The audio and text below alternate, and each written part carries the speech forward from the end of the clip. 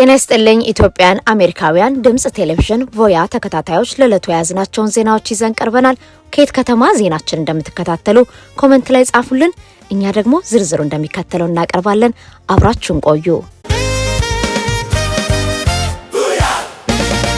የሰሜን አሜሪካ የኢትዮጵያ ስፖርት ፌዴሬሽን ለ43ኛ ዓመታዊ ፌስቲቫል የሚሆን አዲስ መለያ አርማ ይፋ አደረገ። በሰሜን አሜሪካ የኢትዮጵያ ስፖርት ፌዴሬሽን በሚኒሶታ ግዛት ለሚካሄደው 43ኛው ዓመታዊ የእግር ኳስ ውድድርና የባህል ፌስቲቫል የሚሆን ልዩ መታሰቢያ አርማ በይፋ ማስተዋወቁን አስታውቋል።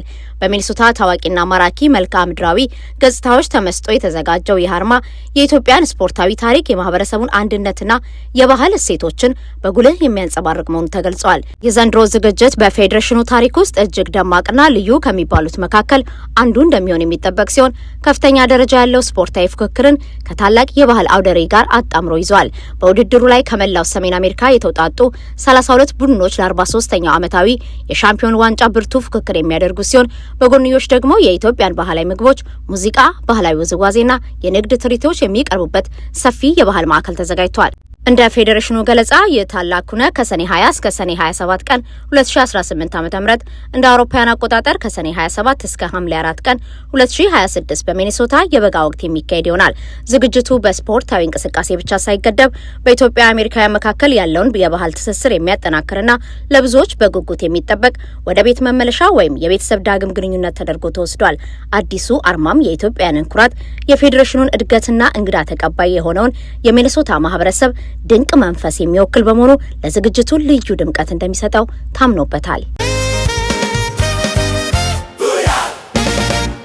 የደሞዝ ጭማሪ አዲሱ የኩባንያዎች ስልትና በከፍተኛ ሰራተኞች ላይ ያለው ስጋት። በዚህ ዓመት ቁጥራቸው እየጨመረ የመጣ ኩባንያዎች ፒነት በተር ተብሎ የሚጠራውን የደሞዝ ጭማሪ ስልት እየተከተሉ መሆናቸውን ፔይስኬል ያወጣው አዲስ ሪፖርት አመላክቷል። ይህ የደሞዝ ጭማሪ አጠራር እንደ ሳንድዊች ላይ እንደሚቀባ የለውዝ ቅቤ ጭማሪው ለሁሉም ሰራተኛ እኩልና ቀጭን ሆኖ እንዲደርስ የሚደረግበት የክፍያ ስልት ነው። ምንም እንኳን ግማሽ ያህሉ ወይም 48 በመቶ የሚሆኑት ድርጅቶች አሁንም ጭማሪን ከስራ አፈጻጸም ጋር እንደሚያያይዙ ቢገለጽም ጥናቱ ግን ብዙ ኩባንያዎች ወደዚህ አዲሱ አቀራረብ እያዘነበሉ መሆኑን ይፋ አድርጓል። ኩባንያዎች ይህንን የደሞዝ ጭማሪ ስልት ለመከተል የሚገደዱባቸው የተለያዩ ምክንያቶች እንዳሉ ባለሙያዎች ይገልጻሉ። ዋነኛው ምክንያት የወጪ ጫና ሲሆን ኩባንያዎች በጀት ሲያጥራቸውና ወጪ ለመቀነስ በሚገደዱበት ወቅት ለሁሉም እኩል የሆነ አነስተኛ ጭማሪ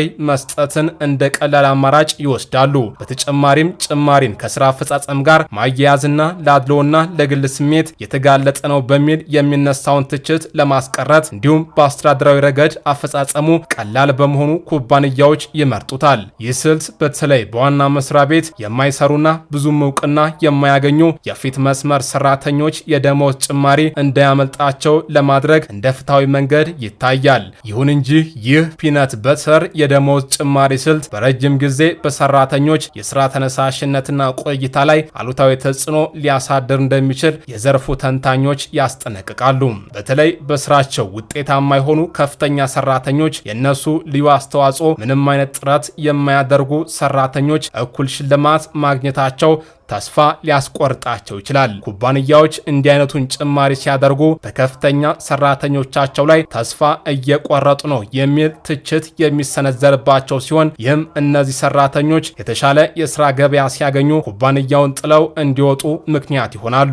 የአሁኑ የስራ ገበያ ሁኔታ ሰራተኞች ስራቸውን ለመልቀቅ እንዲፈሩ ቢያደርጋቸውም ሁኔታዎች ሲመቻቹ ግን ከፍተኛ ሰራተኞች እውቅናን፣ የተሻለ ክፍያ ወደሚያገኙበት ቦታ ማምራታቸው የማይቀር ነው። ለዚህም እንደ ምሳሌ የሚጠቀሰው በ2001-2022 የታየው ታላቁ ስራ መልቀቂያ ሲሆን በወቅቱ በሚሊዮን የሚቆጠሩ ሰራተኞች ዝቅተኛ ክፍያን ጨምሮ በተለያዩ ምክንያቶች ስራቸውን በፍቃዳቸው መልቀቃቸው ይታወሳል። ባለሙያዎች ሰራተኞች ባገኙት ጭማሪ ደስተኛ ካልሆኑ ከስራ አስኪያጆቻቸው ጋር እንደ ተጨማሪ የረፍት ጊዜ ያሉ ጥቅማ ጥቅሞች ላይ እንዲወያዩ ወይም አማራጭ የስራ ዕድሎችን እንዲቃኙ ይመክራሉ። የአሜሪካን ገርል አሻንጉሊት ብራንድ 40ኛ ዓመቱን በሚያከብርበት በዚህ ወቅት በታላቅ የልጅነት ናፍቆትና ፈታኝ በሆኑ ዘመናዊ የንግድ ሁኔታዎች መካከል እንደሚገኝ ተገለጸ።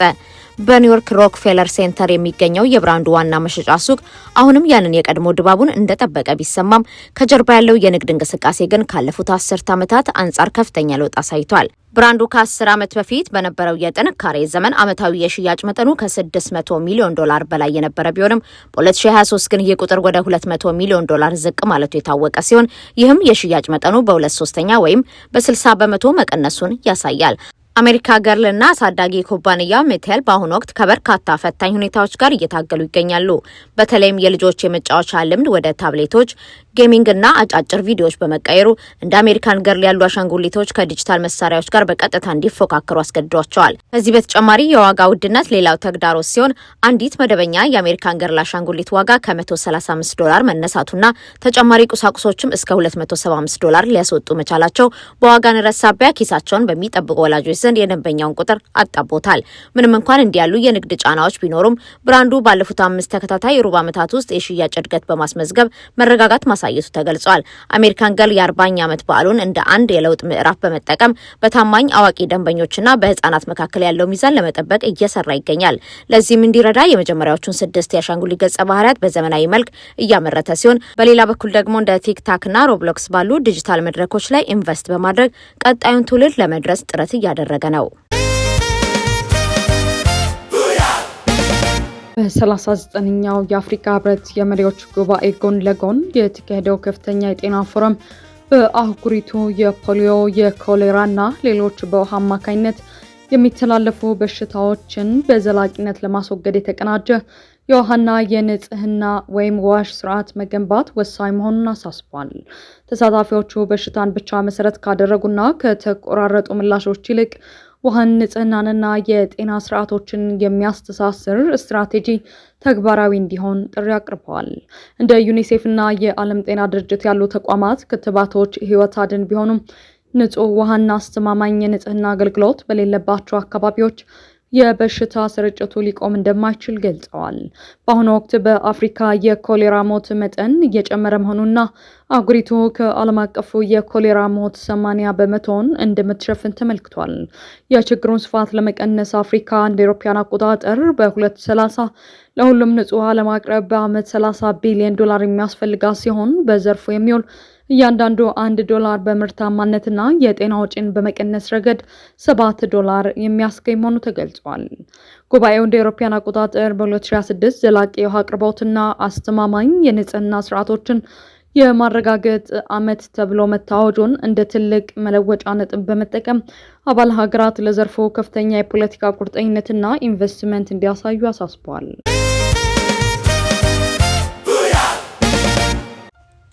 የአሜሪካው ፕሬዝዳንት ዶናልድ ትራምፕ ልዩ መልእክተኛ ስቲቭ ዊትኮፍ የሩሲያው ፕሬዝዳንት ቭላዲሚር ፑቲን ስለ ሀገራቸው ግቦችና ቀይ መስመሮች ሁልጊዜ ግልጽ እንዲሆኑላቸው ገለጹ።